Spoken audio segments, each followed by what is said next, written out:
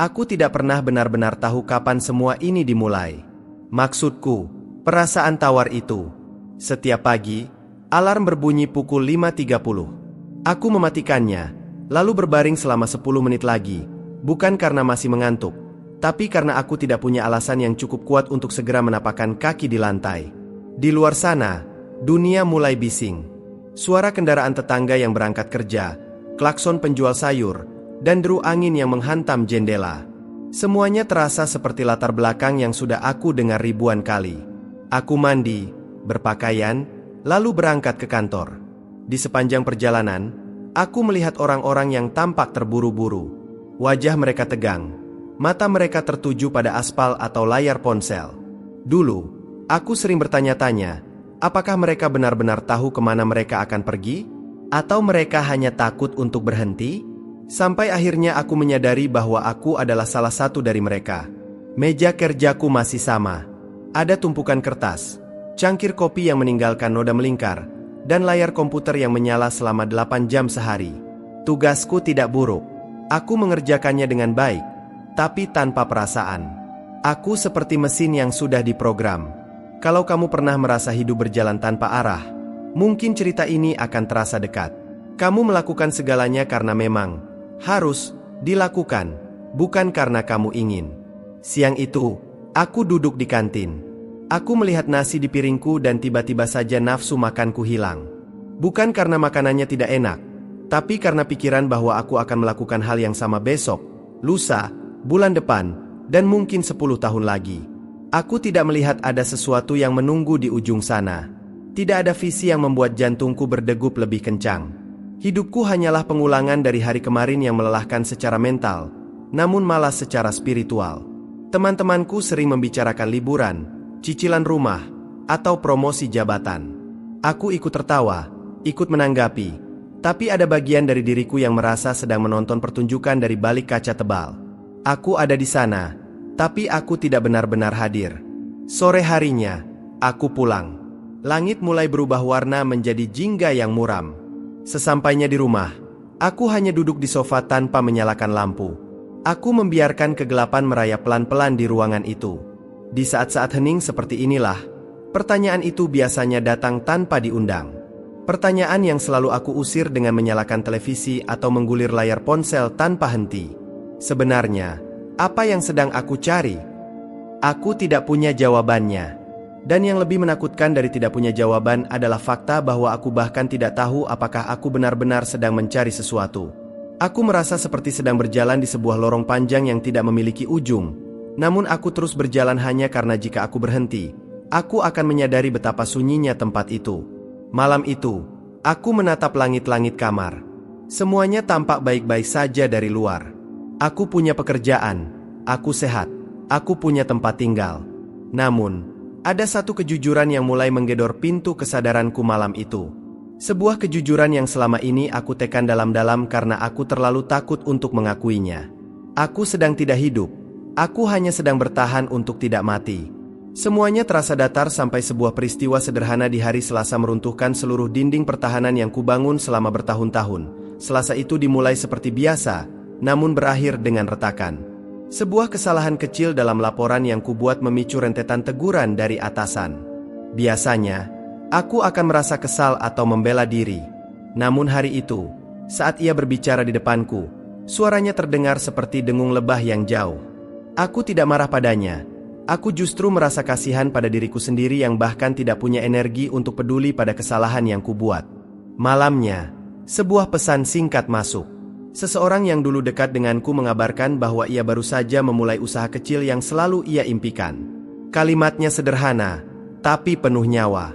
Sementara aku masih di sini, di ruangan yang sama, dengan beban yang sama. Tekanan itu tidak datang dari luar, melainkan dari dalam.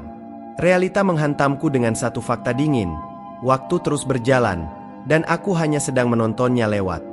Aku mulai menyadari bahwa masalahnya bukan pada pekerjaanku atau atasanku, tapi pada ketiadaan jangkar dalam diriku. Aku tidak memiliki prinsip yang membuatku berdiri tegak saat badai datang. Jika kamu juga sedang merasa terhimpit oleh kenyataan yang terasa menyesakan, mungkin kita sedang berdiri di persimpangan yang sama. Aku mulai bertanya-tanya, Apakah aku akan terus menjadi korban dari keadaan, atau mulai mengambil tanggung jawab atas arah kakiku sendiri? Malam itu, aku tidak menyalakan televisi. Aku duduk di depan jendela, membiarkan kebisingan kota menjadi latar belakang pemikiranku. Aku harus mengakui satu hal. Pondasi hidupku selama ini dibangun di atas pasir yang rapuh. Kehancuran seringkali bukan akhir, melainkan cara hidup memberitahu kita bahwa pondasi yang lama sudah tidak layak lagi untuk dipertahankan. Minggu-minggu setelahnya terasa semakin hambar. Aku mencoba melakukan hal-hal yang biasanya membuat orang senang, membeli barang baru, makan di tempat mahal, tapi rasanya seperti menyiramkan air ke padang pasir yang tak pernah basah. Semua pencapaian materi yang dulu ku kejar tiba-tiba kehilangan warnanya. Aku merasa seperti aktor yang lupa naskahnya di tengah panggung yang megah. Di kantor, aku melihat teman-temanku berdebat tentang posisi dan jabatan. Dulu aku mungkin akan ikut ambisius, tapi sekarang semuanya terasa seperti permainan anak kecil yang melelahkan. Aku mulai menarik diri, bukan karena sombong, tapi karena aku merasa tidak punya frekuensi yang sama lagi dengan kebisingan itu. Ada lubang besar di tengah dadaku yang tidak bisa diisi dengan tepuk tangan orang lain. Mencari makna ternyata jauh lebih sulit daripada mencari materi. Materi punya wujud, sementara makna adalah sesuatu yang tak kasat mata namun sangat terasa ketika ia hilang. Kadang, berbagi rasa sunyi dengan orang yang memahami bisa sedikit meringankan beban, seperti yang mungkin sedang kamu lakukan dengan menyimak cerita ini. Aku mulai paham bahwa selama ini aku hanya mengejar apa, tanpa pernah tahu mengapa. Pola pikirku mulai bergeser. Aku tidak lagi menginginkan hidup yang terlihat hebat dari luar. Aku menginginkan hidup yang terasa benar dari dalam. Namun, untuk sampai ke sana, aku harus berani menghadapi kekosongan ini tanpa perlindungan apapun. Kadang kita harus kehilangan alasan untuk terus berlari, agar kita punya kesempatan untuk bertanya kemana sebenarnya kita ingin menuju. Aku memutuskan untuk mengambil cuti beberapa hari. Bukan untuk berlibur ke tempat wisata, tapi untuk pulang ke rumah masa kecilku di pinggiran kota yang sepi. Di sana, tidak ada deadline, tidak ada dering telepon kantor, hanya suara daun kering yang bergesekan. Disinilah titik hening itu benar-benar terjadi. Aku terpaksa berhadapan dengan satu orang yang paling aku hindari selama ini, diriku sendiri.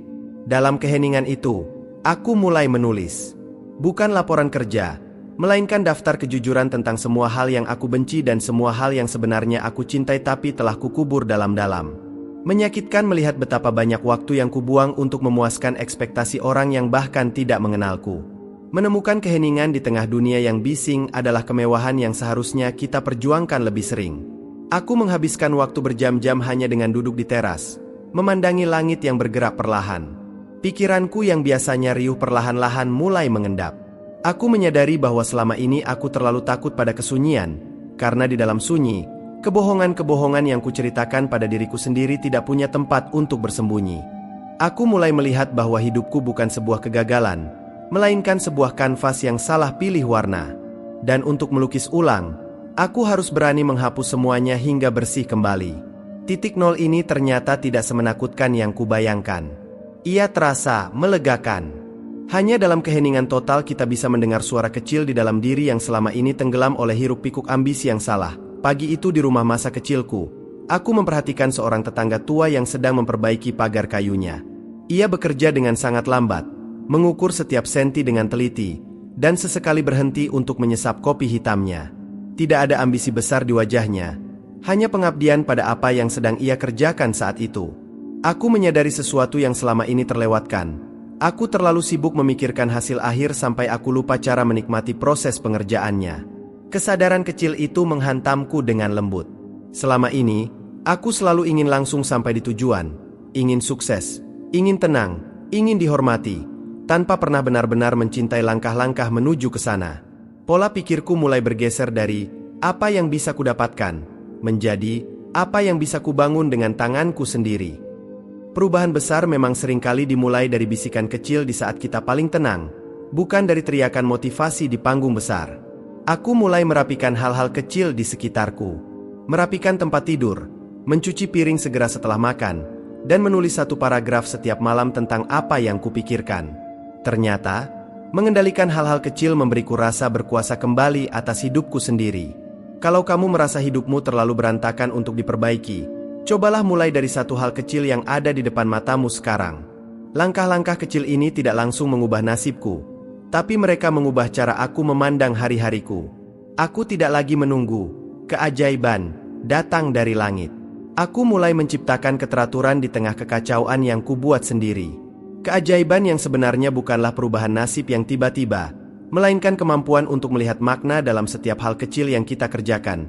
Aku kembali ke kota dengan perasaan yang berbeda. Kantor masih sama, tekanan masih ada, tapi aku tidak lagi merasa seperti korban. Aku mulai menyusun sebuah rencana jangka panjang di sebuah buku catatan biru yang kubeli di perjalanan pulang.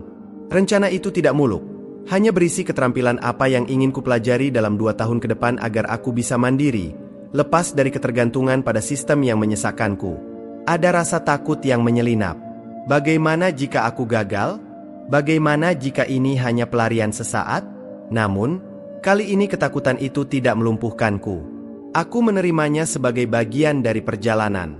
Aku mulai menyisihkan waktu 2 jam setiap malam, setelah pulang kerja, untuk mempelajari hal baru yang benar-benar kuminati. Teman-temanku mengajak berkumpul, tapi aku mulai berani mengatakan, tidak, demi visi yang baru tumbuh ini. Proses ini terasa sangat sunyi dan seringkali membosankan. Tidak ada tepuk tangan, tidak ada yang tahu apa yang sedang kubangun di kamar kosku yang sempit. Mengubah arah hidup seringkali berarti harus berani berjalan sendirian untuk sementara waktu. Seperti yang mungkin sedang kamu rasakan saat ini dalam perjuanganmu yang tak terlihat oleh orang lain. Aku belajar bahwa visi masa depan membutuhkan pengorbanan kenyamanan masa kini. Pola pikirku bukan lagi tentang bertahan hidup sampai gajian berikutnya, melainkan membangun aset dalam diri yang tidak bisa diambil oleh siapapun. Aku mulai melihat waktu sebagai modal yang paling berharga, bukan lagi musuh yang harus dibunuh dengan hiburan kosong. Arah hidup yang baru tidak ditemukan di peta orang lain, melainkan di dalam komitmen kita untuk terus berjalan meskipun tujuannya belum terlihat jelas. Bulan-bulan berikutnya adalah ujian yang sesungguhnya. Aku mulai mencoba menerapkan apa yang kupelajari, dan hasilnya aku gagal berkali-kali. Proyek sampingan yang kucoba bangun tidak membuahkan hasil, uang tabunganku mulai menipis, dan tubuhku seringkali merasa sangat lelah. Ada saat-saat di mana aku ingin kembali ke polaku yang lama, hidup biasa yang membosankan tapi aman. Namun, kejujuran yang kutemukan di bab 4 menahanku.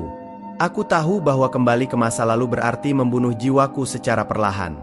Aku mulai belajar untuk gagal dengan cara yang lebih dewasa. Setiap kegagalan bukan lagi bukti bahwa aku bodoh, melainkan data baru tentang apa yang tidak berfungsi. Aku mulai memisahkan identitas diriku dari hasil kerjaku. Aku adalah orang yang sedang bertumbuh, dan pertumbuhan selalu melibatkan rasa sakit. Disiplin menjadi satu-satunya temanku. Aku bangun lebih pagi, membatasi penggunaan media sosial, dan fokus pada satu tugas hingga selesai. Tidak ada yang instan dalam proses membentuk diri, semuanya adalah tentang pengulangan yang konsisten. Jika kamu sedang berada di fase di mana usahamu seolah tidak membuahkan hasil, ingatlah bahwa akar pohon tumbuh jauh ke dalam tanah sebelum ia bisa menjulang ke langit. Aku menyadari bahwa karakter tidak terbentuk saat semuanya berjalan lancar, melainkan saat kita memilih untuk tetap jujur pada visi kita di tengah kesulitan. Aku mulai menikmati rasa lelah ini, karena lelah ini memiliki tujuan.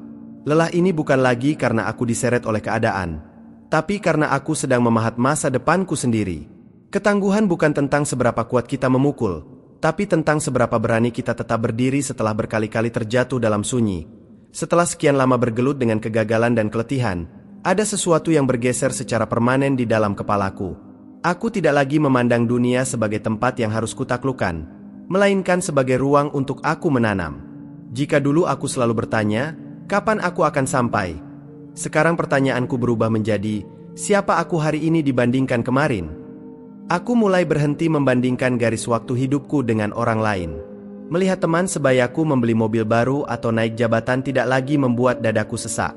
Aku sadar bahwa mereka sedang membangun narasi mereka, sementara aku sedang membangun narasiku sendiri. Fokusku menjadi sangat tajam karena aku tidak lagi terdistraksi oleh kebisingan luar. Memiliki visi bukan berarti tahu segalanya, tapi tahu apa yang tidak lagi penting untuk dipedulikan. Kejujuran pada diri sendiri yang dulu terasa menyakitkan, kini menjadi sumber kekuatan. Aku tahu keterbatasanku, tapi aku juga tahu kapasitas belajarku. Aku mulai bekerja dengan ritme yang lebih tenang namun pasti. Kalau kamu mulai merasa nyaman dengan kesendirianmu demi mengejar sesuatu yang lebih besar, Itu adalah tanda bahwa mentalitasmu sedang naik kelas. Hidupku belum berubah secara drastis secara ekonomi, namun secara mental, aku telah merdeka. Aku tidak lagi bekerja karena ketakutan akan kemiskinan, melainkan karena tanggung jawab pada potensi yang Tuhan titipkan padaku. Aku menemukan bahwa kebahagiaan bukanlah tujuan, melainkan efek samping dari hidup yang memiliki arah. Kematangan sejati dimulai ketika kita berhenti menuntut hidup untuk memberikan apa yang kita inginkan, dan mulai bertanya apa yang bisa kita berikan pada hidup. Memasuki tahun kedua sejak titik hening itu, segalanya mulai mengkristal. Usaha kecil yang kubangun di sela waktu kerja mulai memberikan hasil yang stabil. Aku akhirnya berani mengambil keputusan besar untuk melepaskan pekerjaan lamaku, bukan dengan amarah atau dendam, tapi dengan rasa syukur karena tempat itu telah menampungku saat aku masih buta akan arah. Langkahku Teresa Ringen. Untuk pertama kalinya dalam hidup, aku tahu persis mengapa aku bangun di pagi hari. Visi yang dulu hanya berupa coretan ragu di buku biru, kini menjadi rutinitas yang menghidupkan. Aku memiliki kontrol atas waktuku, dan yang lebih penting, kontrol atas perhatianku. Aku tidak lagi reaktif terhadap keadaan. Aku menjadi proaktif dalam menciptakan keadaan. Dunia di sekitarku seolah ikut menyesuaikan diri. Aku mulai bertemu dengan orang-orang yang memiliki frekuensi yang sama, orang-orang yang juga sedang membangun sesuatu dengan kejujuran. Menemukan komunitas yang mendukung pertumbuhan adalah bagian dari rencana besar yang tidak pernah aku duga sebelumnya. Mungkin, dengan menyimak cerita ini sampai di sini, kamu juga mulai merasakan bahwa arah hidupmu sudah ada di depan mata, tinggal menunggu keberanianmu untuk menjemputnya. Aku menyadari bahwa arah hidup yang jelas tidak membuat jalan menjadi lebih rata, tapi membuat setiap rintangan terasa layak untuk dilewati. Aku masih sering lelah, tapi itu adalah lelah yang memuaskan. Aku tidak lagi tersesat, karena aku membawa kompas di dalam dadaku. Tujuan hidup yang nyata tidak pernah ditemukan di akhir perjalanan. Ia ditemukan dalam setiap langkah yang diambil dengan kesadaran penuh. Malam ini, aku duduk kembali di sofa yang sama, di ruangan yang sama di mana 2 tahun lalu aku duduk dalam kegelapan dan merasa mati di dalam. Namun, suasana hatiku sangat berbeda. Aku melihat ke belakang, pada sosokku yang dulu penuh ketakutan dan tanpa arah, dan aku ingin memeluknya. Aku ingin memberitahunya bahwa semua rasa sakit dan kekosongan itu sebenarnya adalah undangan untuk tumbuh. Membangun hidup dari nol ternyata bukan tentang mengumpulkan harta sebanyak-banyaknya, melainkan tentang mengupas lapisan-lapisan kebohongan yang kita pakai untuk menyenangkan dunia. Ketika semua topeng itu lepas, dan hanya kejujuran yang tersisa, disitulah kita benar-benar mulai hidup. Hidup yang visioner adalah hidup yang berani memandang jauh ke depan, namun tetap menapakkan kaki dengan jujur di bumi hari ini. Proses ini tidak akan pernah selesai. Aku akan terus belajar, terus gagal, dan terus memperbaiki arah. Tapi satu hal yang pasti, aku tidak akan pernah lagi membiarkan diriku berjalan tanpa tujuan. Hidup ini terlalu singkat untuk sekadar dihabiskan, tapi sangat cukup untuk digunakan membangun sesuatu yang bermakna. Kejujuran adalah modal awal, dan konsistensi adalah bahan bakarnya. Terima kasih telah menemani perjalananku hingga bab ini. Ingatlah, sejauh apapun kamu merasa tersesat hari ini, kamu selalu punya hak untuk berhenti, hening sejenak, dan memilih arah baru yang lebih jujur bagi jiwamu sendiri. Membangun dari nol bukan tentang apa yang kita miliki di tangan, tapi tentang apa yang telah kita selesaikan di dalam pikiran.